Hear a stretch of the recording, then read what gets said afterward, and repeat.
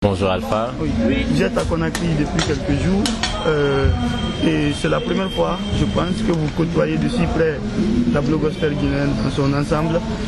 Quelle impression avez-vous de la Guinée en général et de cette blogosphère en particulier? Vous savez, ce qui est étonnant, c'est que avec Internet, on ne sent pas la distance, on ne sent pas les frontières, on ne sent pas aussi la différence. Moi, c'est comme si j'avais longtemps vécu en Guinée, c'est comme si j'avais déjà été en Guinée, c'est comme si j'avais déjà commencé à collaborer avec les Guinéens. Parce que tout simplement, ça se faisait et je le faisais avec vous à distance, à travers les réseaux sociaux, à travers les nouveaux médias, à travers les outils que nous utilisons, à travers cet écosystème-là.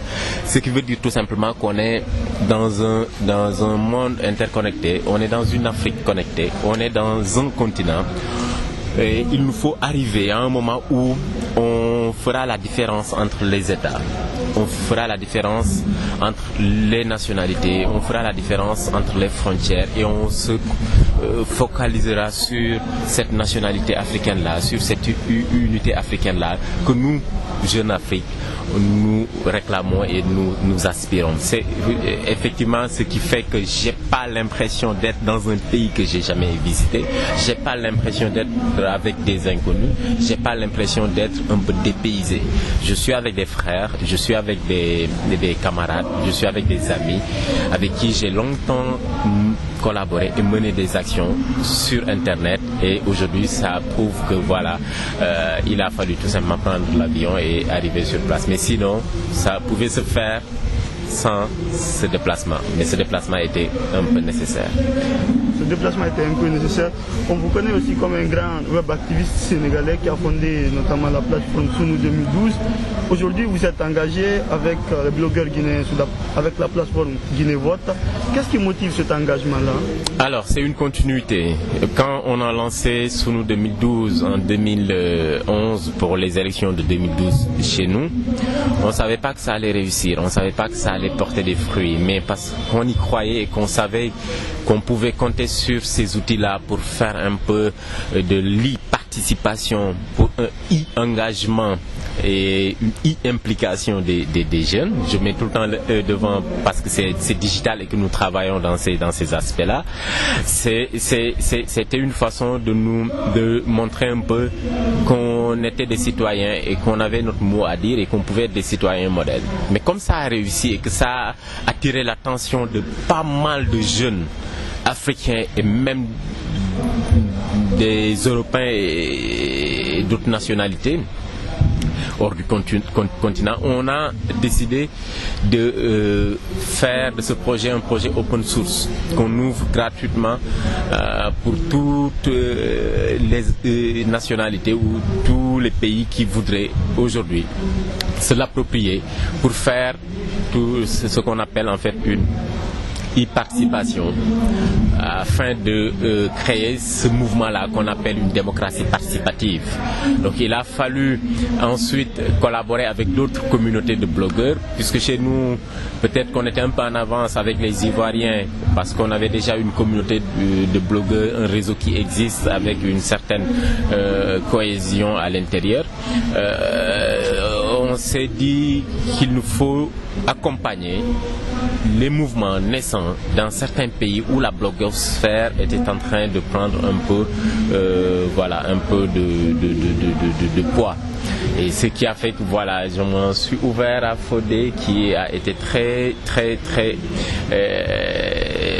disposé. On a réadapté le projet Sounou 2012 qui est devenu Guinée Vote pour la Guinée, comme ça a été réadapté dans d'autres pays et que le format a été utilisé dans d'autres pays. Ce n'est que ça. Ok, vous l'avez dit hier au cours de la séance de formation que vous avez tenue, Sounou 2012 est le père presque de Guinée Vote. Mais est-ce qu'il y a quelques différences entre les deux projets? Oui, les différences, il y en a. Je l'ai dit hier. Ici, moi, j'étais impressionné par le nombre de participants. La vidéo peut faire une vue sur la salle de formation. C'est assez impressionnant. 465 personnes, pour ne pas dire 500, qui se sont mobilisées pour se positionner comme des e-observateurs. Des gens qui seront armés de leur téléphone portable, de leur smartphone ou ordinateur et qui vont faire le tour des bureaux de vote, qui n'appartiennent à aucune structure plus ou moins politique ou aucune structure internationale comme l'Union européenne ou l'Union africaine ou bien l'UEMOA, mais c'est des gens qui sont volontaires, bénévoles et qui se positionnent comme des garants d'un processus démocratique. Ça, nous, on ne l'avait pas chez nous puisqu'on n'était pas plus de 10. Mais je l'ai dit aussi, chez nous, l'avantage, c'est que cette communauté existait.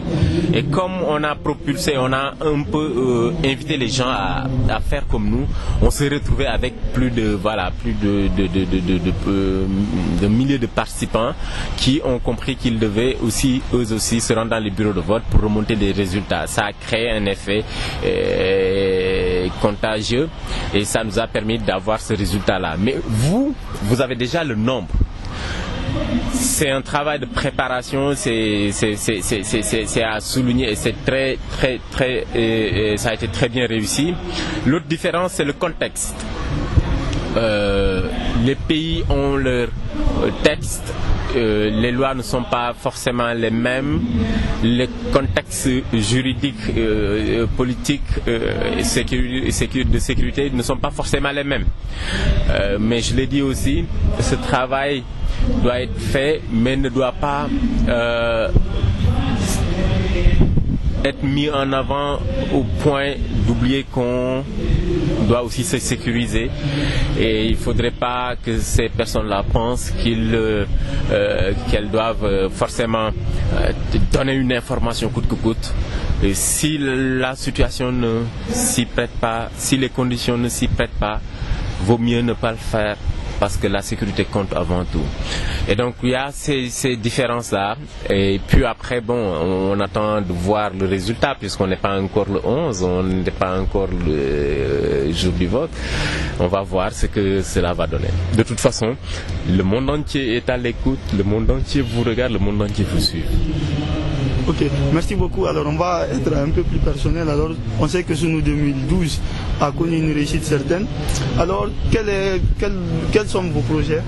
Les projets, il y en a beaucoup. Après Sounou 2012, on a créé Sounou Cause, qui est en quelque sorte la version humanitaire du mouvement citoyen. On a été au chevet de plusieurs démunis, des personnes qui étaient un peu exposées avec pas mal de problèmes. On a été au chevet de pas mal de personnes. Il n'y a pas longtemps, juste avant de venir pour la Tabaski, la fête de l'Aïd el-Kébir, nous avons distribué plus d'une trentaine de moutons à des nécessiteux. On fait la même chose durant le mois de Ramadan, on le fait depuis 3 ans. Donc c'est un travail vraiment qui s'appuie sur les réseaux virtuels, les réseaux sociaux, pour faire du vrai social dans le réel. Ça c'est une innovation qu'on a voulu faire après Sounou 2012, qui a été un projet virtuel pour faire de la citoyenneté augmentée à travers un processus électoral. Après Sounou Cause, nous avons créé une autre initiative qui s'appelle Africtiviste, qui est une ligue africaine des web activistes et blogueurs pour la démocratie. C'est des profils qu'on retrouve souvent et qui sont connus. Donc dans chaque capitale africaine, vous avez au minimum 5 profils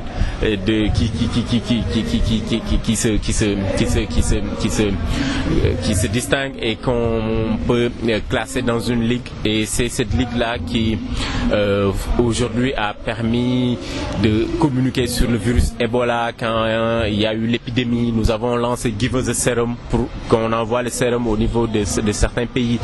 Nous avons accompagné pas mal d'autres pays comme le Burkina Faso pour la vote de la loi sur l'octroi de 1% des ressources bénéfices gagnés sur l'exploitation de l'or. En quelques jours, on va tous se réunir à Dakar, Inch'Allah, du 26 au 28. Plus de 70 personnes feront le déplacement venant de plus de 27 pays d'Afrique pour ce sommet qui va regrouper tous les blogueurs et web activistes africains autour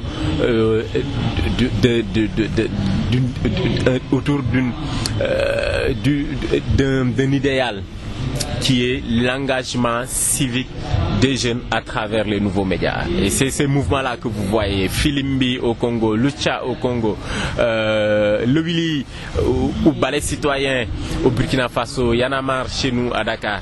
Y en a pas mal qui sont là et qui sont en quelque sorte propulsés par des jeunes et qui feront ce sommet pour montrer aux chefs d'État que l'Union africaine est devenue presque une réalité chez nous, jeunes blogueurs et jeunes activistes, puisqu'on n'a plus de frontières. Cheikh Fall, merci. Merci beaucoup.